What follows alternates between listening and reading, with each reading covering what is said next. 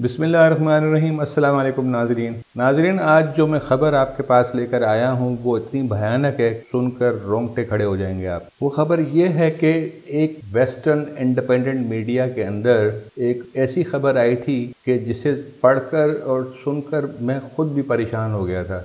मज़ीद आगे बढ़ने से पहले इस वीडियो को लाइक करें, ग्लोबल न्यूज़ पीके को सब्सक्राइब करें और बेल आइकन को ज़रूर प्रेस करें। और वो ही ख़बर थी, मेसियोनिक एजेंडा है, किस तरह इंसानी जिस्म के अंदर ब्लूटूथ दाखिल किया जाए। और ये उनके लिए बहुत ही ज़्यादा आसान है। आपको पता होगा उनके पास पावर्स बहुत ज़्यादा हैं। इस चीज़ का अंदाज़ा आप यूँ लगाइए कि बड़ी बड़ी फार्मास्यूटिकल कंपनीज उनके अंडर में है, मीडिया उनके अंडर में है, बैंक्स उनके अंडर में है, फाइनेंसेस उनके अंडर में है। तो उनके लिए ये कोई भी मसला नहीं है कि वो इंसानी जिस्म के अंदर जो ना किसी भी सूरत में ब्लूटूथ दाखिल कर दें। अब ब्लूटूथ जो है वो किस तरह दाखिल हो सकता है और उसकी रीज़न क्या है? वो ये है कि ब्लूटूथ इंसानी जिस्म में दाखिल करके उस पर रियल टाइम जो है वो आप उसकी मॉनिटरिंग कर सकते हैं। आप ज़रा तसव्वुर करें कि रियल टाइम मॉनिटरिंग हो रही हो कि आप कहाँ हैं, मैं कहाँ हूँ, जो फ़ौज है वो कहाँ है और जो दूसरे लोग हैं दुनिया के जो बड़े बड़े ओहदों पे फायज हैं वो कहाँ हैं और क्या कर रहे हैं। आप खुद सोचें कि ये किस कदर भयानक साजिश है और इस साजिश को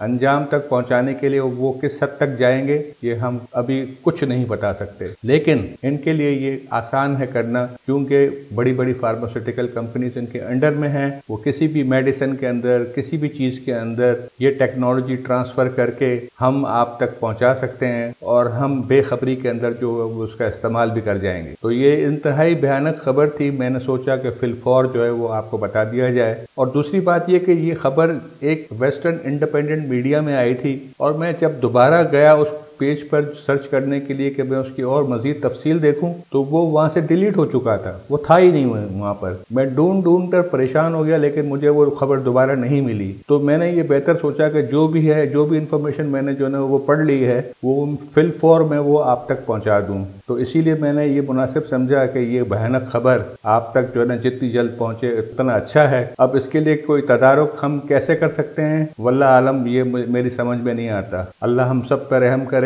अपना ख्याल रखिएगा। अल्लाह हाफिज़।